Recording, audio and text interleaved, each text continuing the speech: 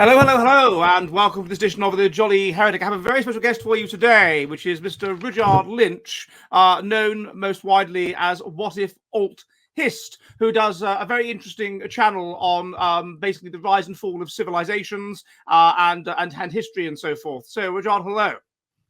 Hi, thank you for having me. No, it's a pleasure to have you on. A number of people have said to me in my live streams that you should have WhatIfAltHist on. So I'm very pleased to be getting around to doing so. So you've got a very successful YouTube channel, over 600,000 subscribers. So how did you get into the old online influencing? So I started 10 years ago when I was bored, and I didn't plan on any of this happening, partly because this wasn't even a job 5 years ago. And I did a thing called alternate history, which is like, what if the Nazis won the Civil War, and what if the South won the Second World War? And I did that for the longest time, and then I got stuck at home during COVID, and I started switching over. I started working my YouTube channel full time when I was stuck at COVID, and then it became my full-time job as I started doing it professionally. And now we're here, and through studying alternate history, because I was constantly trying to figure out, if blank thing happened in history, what would the end result be? And then I ended up studying a lot of actual history, and now I discuss topics like anthropology, history, geopolitics, philosophy, and explaining how the world works. And it kind of just happened. Did you do a history degree? No, I didn't. I went to college for a semester. But not history. History's come about later. No, for the one semester I went to school, I did a history degree, but I didn't finish it. Okay. And whereabouts in America are you from? Because you have this accent, which I find hard to pin down. I'm from Pennsylvania. I'm from an hour outside Philadelphia. I live like 20 minutes from where Malcolm Collins grew up. I live 20 minutes from where Malcolm Collins lives. Oh, well, I've been I'm in there. Texas right now. Sorry? I've been to where Malcolm Collins lives. Yeah, that's where I grew up. I don't recall them talking like that, but anyway, there you go. All right. So anyway, that's that's alternative history. Now, one of the things that I was very interested in on your channel is, and I'm interested in general in the research I've done, is cycles of civilization and parallels, albeit not necessarily precise parallels, but parallels between different periods in history and now, and how this helps us to make sense of what's going on now, and therefore make predictions about what might happen as a consequence. And one of the parallels that you've discussed in some detail, and you discussed it in relation to the ability for men to get married and stuff as well, which was very interesting, was the French Revolution. The idea that what we're going through is kind of paralleling the French Revolution. Could you expand on why that's the case? There's a handful of cycles I look at, one being the civilizational cycle that Spengler talks about, which is 2,000 years, and the easiest parallel to current Western civilization is the Greco-Romans, where the time period we sync up with is the fall of the Roman Republic. Then you have a shorter cycle, around 100 years, and you have the generational cycle, which is 80 years, and I'm developing my new system that I'll make a video on for the 100-year cycle, where each era of modernity has a 100-year cycle punctuated by a major war, with World War I, the Napoleonic Wars, the 30 Years' War, etc. The cycle which links us up with the French Revolution is the secular cycle, which was first developed by Fernand Braudel, did a little bit of stuff on that. Then David Hackett Fisher wrote a book on it, and Peter Turchin developed the computer model to model it. And so the last time this cycle played through in the Western world was the French Revolution. And it's driven off three variables that you can plug into a computer to calculate when these events happen.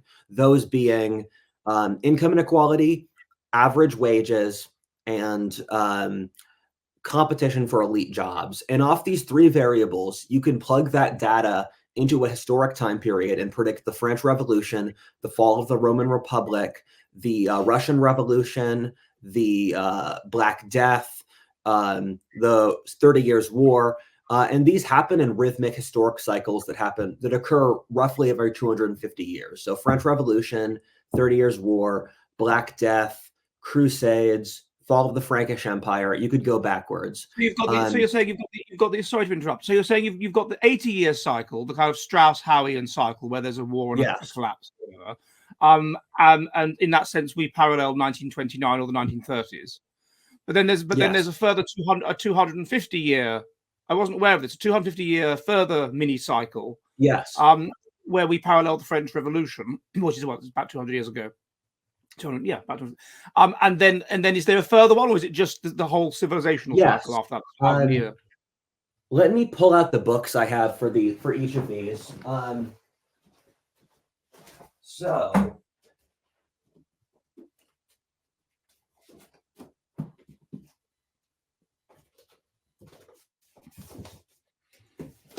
you can cut this segment out if you don't want to. I don't know.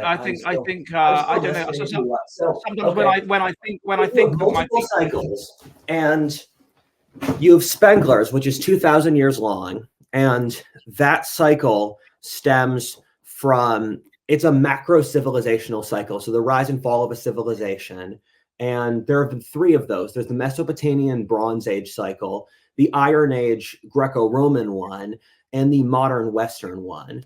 So this is the larger one. Carol Quigley wrote about it a lot too. And Peter Turchin developed the 250-year cycle, yes. Okay. And then, all right, I see. So going back to it then, so what are in what way does our situation parallel the 250-year cycle? What did it culminate in the French Revolution? So there's about 20 variables you can use to predict this. And the 3 biggest ones I told about before, being mostly relating to economics. And what occurs here is that everything in the natural order is a feedback loop to itself, in that as Aristotle said, every process pushed to its natural extension destroys itself and becomes something new. And so what happens is that you've had a period of bloodletting, which creates a new period of prosperity. In that period of prosperity, the population grows, and afterwards it grows, and then afterwards you see a labor imbalance where capital and labor are constantly competing with the other, or they're in a reciprocal relationship. And then as labor gets cheaper, it pushes the average value of a person's wages down, and it increases inequality because capital's ability to mobilize labor increases. So you've seen a growth in inequality, and then you see competition for the few good elite jobs. And then what occurs is that the elite breaks into sub-factions, pushing each self-interest. For example, in the French Revolution, the Royalists versus the Jacobins. Why is there an over-promotion of elites in the first place? How does that process occur? When you have a society in which there is not enough, when you have a society where there's not enough good, in an unequal society, you have most jobs are terrible and a small amount of good jobs. And thus people compete for the small amount of good jobs because there's a disparity where only a handful of these jobs actually work, and most will leave you in poverty. And so there's hyper competition for the good positions in the inequality, which is why in our society, for example, people are getting college degrees, and why people are constantly getting PhDs and master's degrees, which don't lead them anywhere because they're overcompensating for a handful of good jobs that don't exist. And it's also, for example, a major reason why you see diversity and equity jobs, because what's effectively going on there, in my opinion, or at least a major facet of it, is that with these diversity and equity jobs, you can throw merit out the window. And so you can hire mostly people of color, but also the pre-established elites, they can use the obfuscated system to put their children in power because they've removed merit. And it's also a way to hijack the system for leftist ideologues who would, on a purely merit basis, not be able to get these good positions. And so the society splits apart into different self-interests based on certain subgroups of the population. And so in our society, at least in America, I don't know if it's the same in Europe, the breakdown is the college educated versus the non-college educated, where every single policy the left pushes the self-interest of the college educated. And you look at that for police, you look at that through economics, through social workers over religious leaders. anything you would look for the left does is to give the college-educated bureaucrat more power, while the right pushes the non-college educated elite, whether business, military, or religious interests. And so what's happening is that as the amount of good jobs shrinks, the right and the left fight over, will the resources go to the college educated or the non-college educated? And the previous historic parallels, like let's say from the 14th century or the 15th century, is the Yorkists and the Lancastrians. They were different geographic parts of England. The parliamentarians and the royalists were capitalist versus landed gentry. And across history, you see that there's different, as times get tough, the population splits into different sub-demographics that have civil wars to push their group's interests. Right. But what would be the opposite? When was there a period where there were enough good jobs, and so you didn't get this competition? These happen in rhythmic cycles, where the last good time in the Western world was the mid-20th century, where in the mid-20th century, the Western world had very low political stress because you didn't have to try that hard. Where if you were a genuinely smart person in 1955, you could just get a job. And so you've satiated basically the will to power inside the population. And you can for the longest time, I wanted to make an economic metric about, can you afford to have 3 children in your society? Because I think that's a very important metric, because as I frequently say, humans are designed to breed first and be rational later. And 3 children is fundamentally what you need to maintain your family's replication. And we're in a society where most people can't afford to have any children. And at least with the social standards that we have in the West for quality of life. And so everyone could afford to do that in the 50s. And so if you go back to, if you want to go through these rhythmic cycles, the early 18th century was another good time. The 15th century was, parts of the 19th century were, depending where you were in the Western world. And so it's these alternating rhythms between what is it that makes it a good time, that people feel that their desire for status is safe? Wage work versus cost of living, where if you're a normal person, you work at the factory, or work at the factory or the farm, whatever, can you make enough money to support a family comfortably and not be on the edge of survival? Where Peter Turchin's work, he's analyzes about 20 different variables, and a lot of these variables are contiguous across different historic time periods. So, for example, the reason why in the 50s you were better able to do that than you are now is because the standard of living, the desired material standard of living was lower. Most people didn't go on holiday abroad or go on holiday at all. All of these things that we consider to be essential. Large materialistic Christmases. I mean, like, roast chicken was something that was expensive. There's an obfuscation. People drink chicken every day.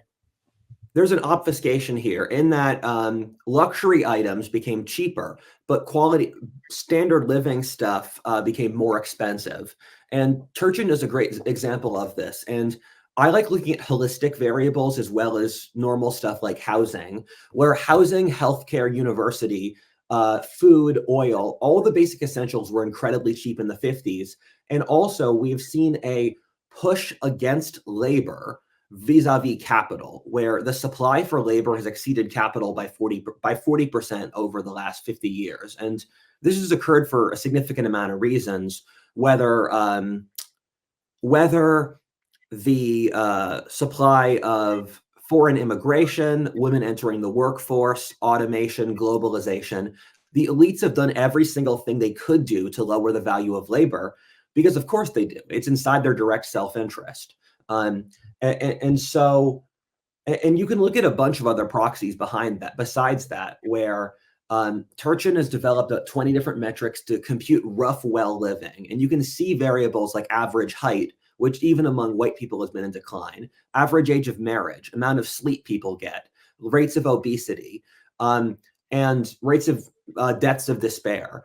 And I like looking at the marriage rates and the deaths of despair rates, because it's impossible to look into someone's soul, but you can find various metrics to determine their general well-being. And at the same time, if it doesn't really matter how poor someone actually is. What matters in the sociological level is how poor they believe themselves to be. Where I went to Egypt 2 years ago, and Egyptians are far poorer than Americans, but they've relatively done better than they were 30 years ago. So Egyptians are happier they're happier with the poorness they have because it's better than what their parents had. While Americans are vastly wealthier than Egyptians, but our expectations are higher. And in America, if you pull a third world or pull a pre-industrial and keep 6 kids in a one-room house and like have a single pair of clothes for them, the police will be called on you. Like your kids will get taken away, or you'll be socially outcasted at the very least. And so it's the perceived economic utility of the people in the society versus what their expectations are. I see. I see. I would like to address something briefly. In many of my videos, I talk about our evolutionary backgrounds and how our social behaviour today is naturally predisposed. But in doing so, I often assume that you have a basic knowledge of our evolutionary history. This includes not only our descent from apes, but also the history of how we differentiated into different races and peoples. Of course, you can watch all my videos and gather the information from the bits and pieces that I've done, as well as reading up on the sources yourself. But to make it easier for you, there is a good book called Who We Are and How We Got Here by Harvard psychologist Professor David Reich. This book is special because it was one of the first to incorporate the new findings of archaeogenetics. This means that DNA is extracted from ancient bone findings and analysed. Based on these data, we know exactly which peoples migrated from where to where and when. The ancestors of us Europeans, for example, the so-called Indo-Europeans or Yamnaya, probably came from the steppe around 3000 BC and conquered Europe. If you want to hear a short summary of the most important info in this extremely interesting book, you can do so at legion.com. You can listen to this and many other base titles in under 25 minutes. The difference between Legion and other similar platforms is that only Legion covers the really relevant books on topics such as our evolutionary origins as Europeans. So try it now. Go to legion.com now and sign up with my promo code TJH to get 10% off. Yeah, my parents were school teachers, and they bought their house for about double a teacher's salary in 1982, and the teacher's salary has now probably doubled since then, but the house has gone up, but sort of 6-fold. So it's you can't. There's no way that 2 school teachers these days could buy that house, and so I think it's those kind of things. And so did you have Okay, I see what you mean then. So does this parallel the French Revolution situation? What was going on there? Yes. So there's a series of variables you can use to predict this. Real estate's one of them, as you touched on. So before these crises, the price of real estate skyrockets. The price of basic essentials skyrocket. You see mass inflation. And for example, right now, the average young person puts 70% of their income, and this is across the Western world, into rent. And so that's a great example because it demonstrates capital's dominance over the society. Where, for example, as of now, the U.S. government, the U.S. government's pushing all this artificial money into the economy to maintain social stability. But at the same time, that ends up in places like the stock market or real estate, which lowers the quality of life for normal people. But as to get to your question, I believe there are a couple important similarities between the French Revolution and the modern Western world.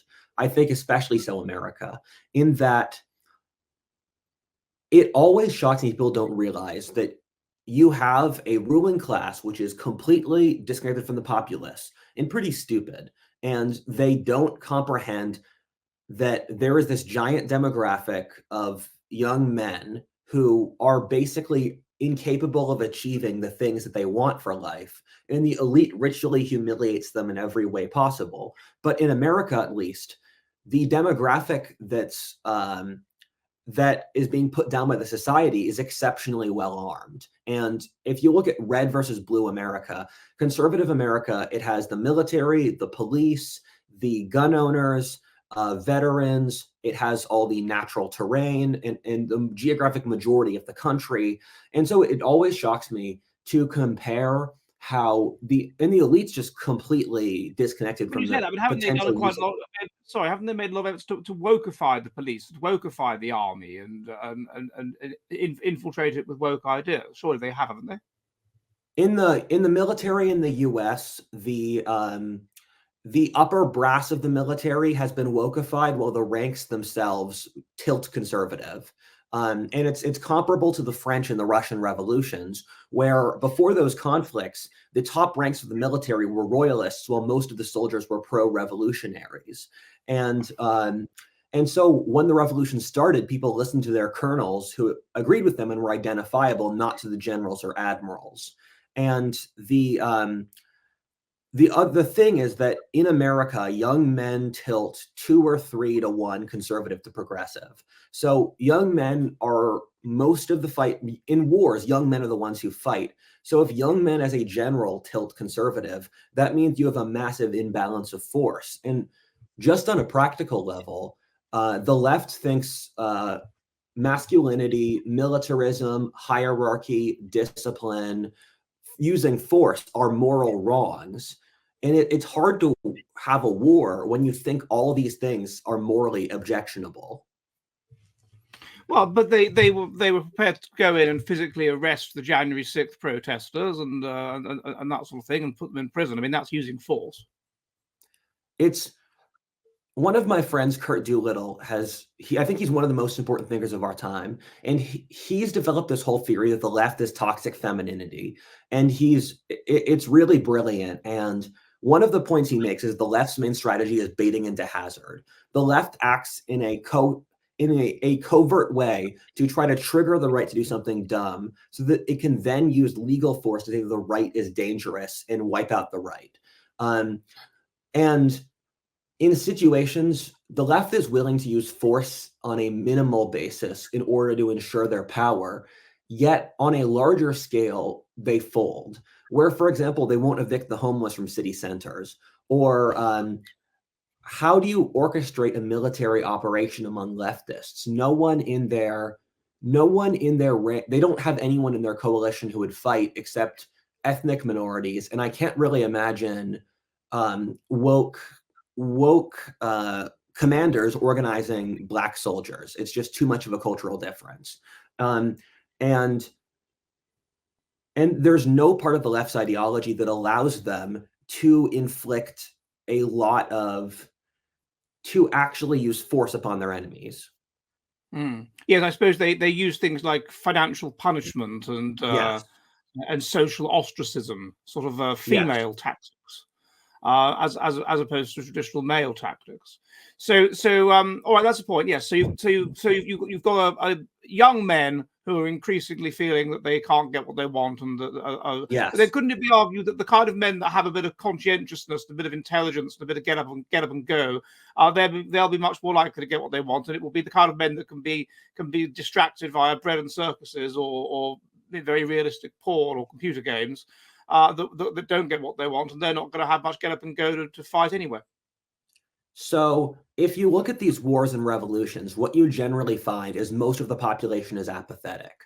Where before the English Civil War is a really fascinating example of this, in that before the English Civil War, most people said, we don't want a war. It's same with the American Revolution or the US Civil War. Then what happens is that you have small cadres of radicals who push the populace. And normal people never organize. So when war comes, their opinions largely don't matter. And so you see in the Russian Civil War, the radical Jacobins, who made up less than 3% of Russia's population at the start, win. Sorry, the Bolsheviks win. For the French Revolution, the Jacobins, which are also like 1 or 2% of France's population, won. In America, the radical Republicans won out in the Civil War. They were a tiny part of the population. Same thing again with the Puritans, who are 10% of England's population, who won. Hardcore revolutionary sentiment in America was not big before the revolution. So tiny groups of radicals. so it's not so much that it fits in with I don't know if you've read Nima Parvini's book, The Populist Delusion. It's not so much that you have a large number of men who are pissed off. It's that you have men, a group of men within the elite that are pissed off, that can draw on the pissed off populace and mobilize. And what I expect to happen in America is that we have because if you look at these crises, they normally start with a budget issue or an external war. That's the case with the French Revolution, English Civil War, French medieval and early modern wars, etc. And what I expect to happen, and you see the US is constantly renewing its budgets every few months, and the debt's getting to an insane level. And so my top bet is that past a certain point, the Republicans, someone realizes that they have a higher chance of getting reelected if they start a war than if they don't start a war.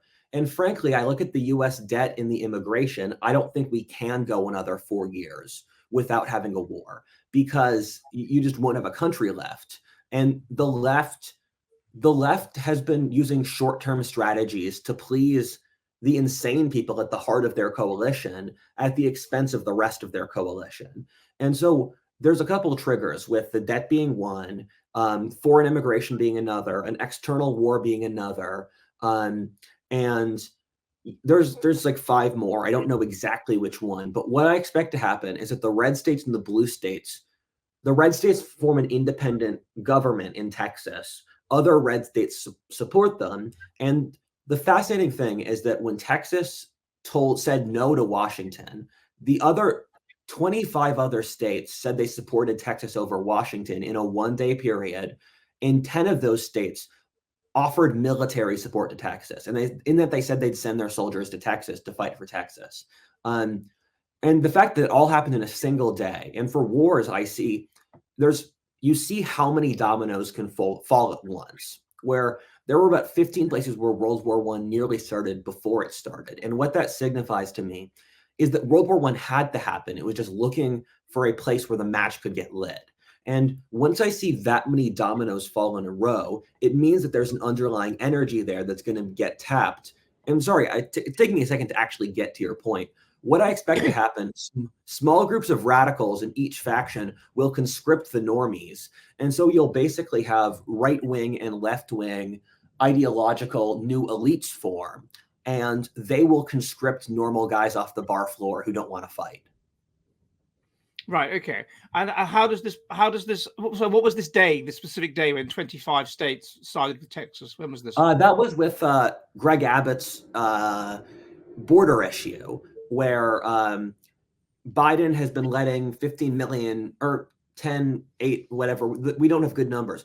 Biden has let between 8 to 15 million immigrants cross the border because he's just let go of the border, and Texas didn't like that. And so Texas sent a letter to the US government saying, we will block the border if you don't. And this breaks the US Constitution because states aren't allowed to block a foreign border. But then Texas sued the centralized government saying, you're not doing your duty, so we have to. And then within the next day of that, half the states in the country said that they supported Texas in doing this. And then Biden folded and backed down on the issue and let Texas block its border. Oh, okay. When was this? This was like 2 months ago. Okay, that's very interesting. They didn't really report that in much detail here in Europe. It does shock me to see what news doesn't cross the Atlantic, because I remember that was quite big. That was actually been quite big news, I would have thought. Yeah, because I remember in 2020, I heard Europe. I always hear news from Europe about some horrifying government overreach. And then it shocks me that I never hear about it in America. And I think that the media has more control over what news travels than a lot of people think. In that, Britain jails 4 times as many people for political dissent as Russia does this year. That doesn't surprise me, because political dissent involves saying a man's a man and a woman's a woman. Yeah. But so carry on then. So with the parallel with the French Revolution, I want to get to the nub of this. So you've got the situation basically. So what you're saying is that if the economy is bad, then there are fewer elite jobs, but you have too many people that are trained into elite positions. So there's jostling among the elite for those positions, and so then you get a division among the elite, fighting among the wannabe elites or whatever, and you get also discontented men, and it's difficult to start a family and get a girl, which means there's lots of sexually frustrated, angry, aimless men out there. Plus, of course, with the French Revolution, food prices are very high and people are starving. So these are the main parallels, are they? I agree with all of that. Is there anything else that I have missed? I mean, I have over 10 hours of content about this, so there's going to be you've got the basic fundamentals right, and I could go for another 3 days going into the details. Why does it? I mean, why does it go into cycles of that length, though? I mean, it's interesting that you get the 1,000-year cycle, the 250-year cycle, and the 100-year or 80-year cycle. Do you have any reason why? Yeah. With the secular cycles that I describe, there's two different lengths, one for monogamous societies and one for polygamous societies. Polygamous societies go through this cycle at half the length that monogamous ones do because the elites overproduce too quickly. Where, for example, in North Africa or the Mongols, their nations would fall apart every 120 years rather than 250. And that's why Ibn Khaldun said that it takes 120 years to move through these kinds of cycles, because from the Muslim world he lived in, that was generally accurate. And the Ottomans broke out of that system through just killing all the other descendants. But the 250-year cycle, it stems from human biology, in that it roughly takes that long to regrow the population after the last cycle, and also to lose the moral tethers that happened with the last cycle. And so it's based off, like, once you pass a certain amount of generations, it occurs. Because there's a guy called Jani Miettinen, Finnish researcher. Have you heard of him? No, I haven't. And he says that in reindeer, you get these cycles across every 4 generations where they vary in size and in behavior. And it's a way of avoiding predation and of being better predators or whatever. And these cycles are in hormones like testosterone and oxytocin and a number of other hormones. And they parallel things like and he said you get this in humans, and it comes every 4 generations. And it parallels in things like how tall people are, whether they breastfeed. And these can be predicted across 4 generations. And they your audio cut out. Where? At what point? You said that the reindeer cycles occur within a certain 4-year cycle, and it occurs in humans as well. Yeah, and that it's certain hormones that that are powering this, such as testosterone and oxytocin and a couple of others. And he reckons that this completely makes sense of the 80-year Strauss-Howe cycle. So I wonder how a 250-year broader cycle might fit into some of these kinds of biological possibilities. That's a great question, and it leads to a point that I've talked about a lot, where history is a biological cycle, and people's hormones reflect where they are in history. And if you look at when the revolution starts, people want to be violent on a visceral biological level, that their bodies force them to do that. And humans, we are really manifestations of our genetics, and our genetics control our conscious mind, at least to a large degree. And so there are certain situations where we're not really making a rational calculation, but our instincts just go out. And so when you look at a period like the French Revolution, the rage that the lower classes feel against the upper classes is visceral, and the elites. I was talking to a friend where most people are not cognizant of these issues, and they will continue to not be cognizant of them until things really get to a head and get really bad. And so them not noticing it is also a biological strategy, since if they noticed what was going on, they wouldn't have the actual, they wouldn't know how to deal with it. And so they're biologically incentivized to not figure out what's happening, because that's not a strategically useful strategy yet. Oh, that's interesting. Yeah, yeah. Yeah. There is something evolutionarily adaptive about ignorance. Like if you don't, Yes. if you, I mean, like, whether you think there's a God or there isn't, if we can agree that there are no really logical arguments for the existence of God, but it seems to be adaptive to believing God. It's adaptive, and so if there is no God, then it's adaptive to believe something that's false. Because it makes you less stressed. It makes you able to cope with your own mortality. It makes you more pro-social because you've God on the shoulder telling you. And so it is literally assuming that we live in a mechanical universe. Then it's adaptive to not see certain things. And I Yes. suppose sorry. Or you see something comparable with envy, where a thread I've talked about in a lot of my videos is that envy is one of the most powerful forces in society. And envy is bad on the social basis, but you look at populations which envy other, like for the left, for example, it's inside their biological self-interest to predate from the successful in society. So they develop this entire ideology to justify predating upon people. And so they're creating this worldview to further their self-interests, making it moral. Yeah, yeah, and that's right. So they're justifying what is their evolutionary strategy, which is that if you are at the bottom of society and you're weak and you're mentally unstable and fear a fair fight, then the only way you can play for status is via virtue signaling. And so that's Yes. what they do. But then they just say, oh, well, this is kindness and love, and we should all be lovely and equal. And actually, it's a way of getting power. Or with women, there's research. I don't know if you've read Joyce Bennonson's book, Warriors and Warriors. And you get, on a certain level, women won't even kind of almost consciously be aware that they're ambitious. They won't even yeah, be definitely. consciously aware that they're acting in an ambitious way. They'll actually genuinely think that all people are equal and they're equal and other, but they are acting. They are under the hood Yes. acting in such a way, and then suddenly they're the one that gets the best man, that bags the alpha man. I mean, also just look outside. That's the reality we live in. Men will often admit malice. Women never will. A Viking warlord who's killed a bunch of people and raped a bunch of women, he'll be proud of that. There's no female equivalent for the girl who gossips and then makes all the other girls not reproductively successful, so she marries the Lord. She's never going to glory in that victory. And my friend Homath, he runs a great dating YouTube channel, and he made his favorite video.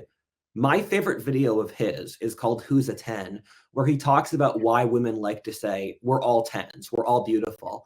And his argument is that behind the hood for that is that it's strategically useful for all the different social levels of attractiveness for women to pretend that they're all stunningly beautiful, because that increases their negotiating level across the sex. And so women do that, in my opinion, where they establish comfortable falsehoods that they all agree on as a union and then foist them upon society.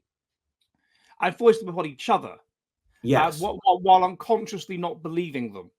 So Yes. it's interesting the way that women, whenever a woman goes a bit mad and cuts her hair short, which almost always makes her look less good. Yes. It's always the women that say, "Oh, I do love your new haircut. Oh, you look so nice. Oh, whatever." Yes. And of course, no, you don't. You cut your hair short and you look rubbish. But it's in the interests of other women to make you want to cut your hair short, because then you're not competition to them. Literally everything in feminism is mate suppression. It's the left. Are you ready for the future of the West?